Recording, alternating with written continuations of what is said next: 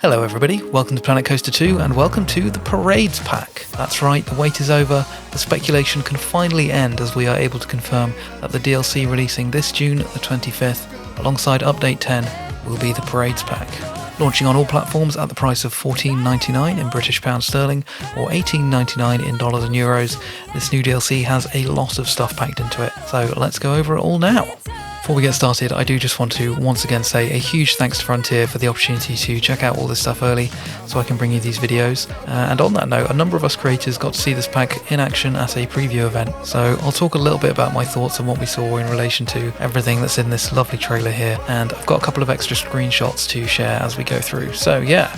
Obviously, the big main focus of the pack here is the new Parades feature. In typical Frontier fashion, this is a surprisingly deep system that is a little bit overwhelming at first glance, but I think it's going to allow you to create some really cool stuff once you kind of wrap your brain around it. It's under the entertainment tab in the game, but it functions a lot like a transport ride with what's essentially a kind of station entity where it starts and stops, and then you build a route for the parade to follow. And the parade floats can be built on various sizes of these discrete chassis, I think they called them. And indeed, they are very low profile metal framework chassis, and if I remember rightly, there is a long one, a short one, and then one that's kind of split in two lengthways, so you can have a bridge. It's kind of got a front and a back part. And then as well as floats, you can have rows of entertainers just walking, and then you can also have entertainers standing on the floats themselves using these new entertainment platforms, or entertainer platforms I think they're called. There's one where they'll just stand still, there's one where they walk back and forward along a little line, and yeah, those can be attached to the floats themselves. You can see that in the trailer here where they've got, Queen Splash or whoever else standing on the floats waving at everyone. And then you can also select to have entertainers or staff members just sort of walking, flanking the floats on these designated walking points around the floats themselves. And then you can customize, how many floats there are or rows of entertainers, what order everything is in. Like if I understood it correctly, you could just have a parade that's all entertainers, just rows of golpies, hundreds of golpies walking down Main Street as God intended. And then, yeah, you can customize how often the parade goes, what time it goes at. You can customize all of that. There's a big button you can press just to send it, start the parade whenever you like. Yeah, like I said, it's a pretty deep system. It looks really cool. And yeah, to be honest, I wasn't super fussed about the idea of the parades before I saw the event, but once they fired it up and all the guests sort of rushed to the main street, were standing there waving their little flags and their wands, the music was pumping, the fireworks were popping off, they kind of got me. It was extremely joyful, extremely whimsical. Yeah, they just completely won me over. And I think people who really like this stuff are going to love it. Maybe people who aren't sure will be won over like I was. I'm not sure how many parades I'm going to create, but I'm definitely going to have a little play with it. And yeah, I can't wait to see what all the super creative people are going to do with this, because like I said, it looks awesome. There's a lot of room here for creativity. Moving on to the scenery sets then, there are kind of two scenery sets here. They told us in the event that for the parade floats, they've basically created a small set of pieces for each of the base game themes, so you can build out your floats. You can kind of see a lot of that stuff here on the floats in the trailer, like on the resort float, there's what looks like some kind of sand primitives that they've made this sand castle out of, and then later on you've got this aquatic float with these crab pieces. The Viking float's got this big skeletal thing on it. And yeah, they told us a number of these pieces are light emitting with the option to toggle that on and off, which goes along with, I guess, this kind of new light emitting entertainers in Update 10, the little light up wands that the guests can all buy. All of this is kind of coming together to create this kind of fun light up nighttime parade show event spectacular kind of thing. And of course, yeah, it's just super fun to have more light up pieces. Like, you don't have to use them on the parades. I think these could be really useful for making light up signs and all sorts of stuff. So yeah, pretty cool. Then we've got the small town theme, which you can see all over this trailer. And from what we saw in the event and what you can see in the trailer here, it appears to be a very well fleshed out set of basically classic Victorian, turn of the century, Main Street style stuff. And yeah, I think it looks fantastic. This is a style that's been sorely missing from Planet Coaster in my view. Like, even in the first game, we had the vintage pack, but that didn't quite hit the mark for me in a way that a lot of these new pieces appear to be hitting. I just think it looks really nice. Hopefully it's all nice and scalable. There's also 19 new fireworks included in the set, as well as a set of barbershop quartet animatronics. Sadly, they do still have the sticks up the bums. I'm sorry to confirm. Yeah, as I say, you can see so many nice roofs, windows, little awnings, dare I say, columns, and some really nice looking wrought iron kind of ironwork pieces. And on that note, the new coasters. The first one I want to highlight is the V&N narrow drop coaster.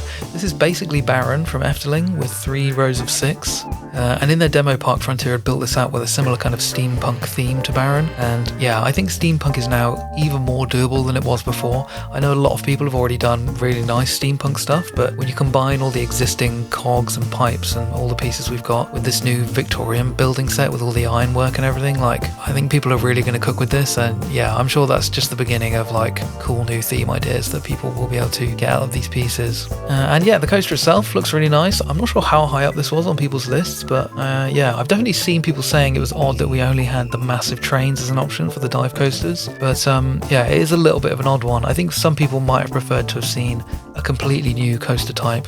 But either way, it's definitely very nice to have. I think it looks really cool, like, don't get me wrong. I think I would definitely prefer to use this over the existing dive coaster, so that's nice. And they also showed off this cool splash section. I cannot remember what that's called. It's just gone from my head. But yeah, it goes through this kind of water channel and makes a big splash. It's quite cool. Second coaster then is the one they teased earlier this week, the single rail coaster. This one looks really nice. A couple of us in the event chat were getting quite excited about how how nice the catwalk and the netting were on this one. I think they've done a really nice job with modelling this out, and yeah, it looks awesome. I know people have been really wanting this in the game, so I think this one will be a very welcome addition, I'm sure. Next up, probably my favourite part of this whole pack, to be honest. When they showed this in the event, I truly lost my marbles, because I think I will probably use this flat ride in basically every park I ever build. Like, I know I said Silver Sands was done, but I think I am going to have to go back and add one of these in. It seems like Frontier heard loud and clear what many of us have been saying about the lack of kind of junior flat rides. So yeah, this is a very welcome addition. I cannot stress it enough. And then likewise, the second flat is the jump-in disc. This one also looks great. Honestly, once again, would fit really nicely in Silver Sands. It's more of a kind of fairground style flat, I think, but yeah, looks great. As I said, these flat rides are both great additions, I think, and if anything, they just make me wish we had even more small flat rides. Like, you just can't go wrong with this stuff, Frontier, please. And then the final piece of the parade's puzzle is the new transport ride, the FD Vision electric trolley. And yeah, it's kind of a classic Main Street trolley, I think. This has a little bit of a funky look to it. It seems to me like the general approach now for rides from Frontier is for them to be basically de-themed, so that you've got the option to dress it up however you want to, which is good, but it just means that the basic model looks a little bit basic, basically. But yeah, I think it's nice. There's plenty of space to customize it, as I said. Like, I can easily imagine this being dressed up really nicely with the right colors, a couple more little details here and there. I do think it's a little bit of a shame that it's kind of enclosed with windows. It would be really nice to see a variation of this where it's open-sided like the classic Main Street trolley at Disney, but I won't hold my breath for that at this point. And yeah, like I said, it's nice to see it in the game either way.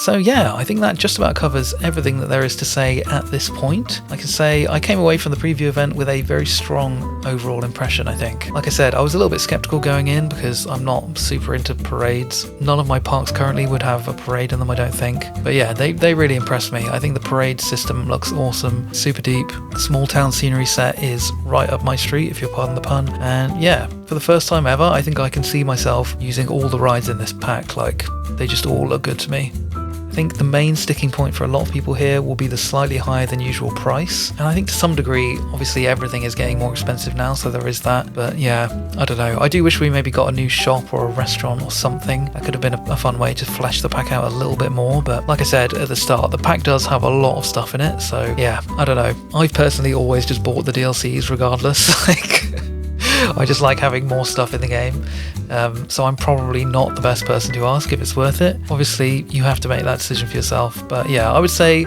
wait and see next week. We can get a proper deep dive into everything that's included here, and you can decide how you feel then.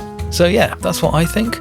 What do you think? What are your first impressions? What are you excited for? What are you concerned about? What did you have for breakfast today? Let me know in the comments below, and as usual, thank you so much for the love and support on the channel. It really means the world to me, and it has helped me get to this point now where I can bring you these early impression videos, which is really fun to do. So yeah, thank you so much. Thanks for watching, and I'll catch you next time. Bye!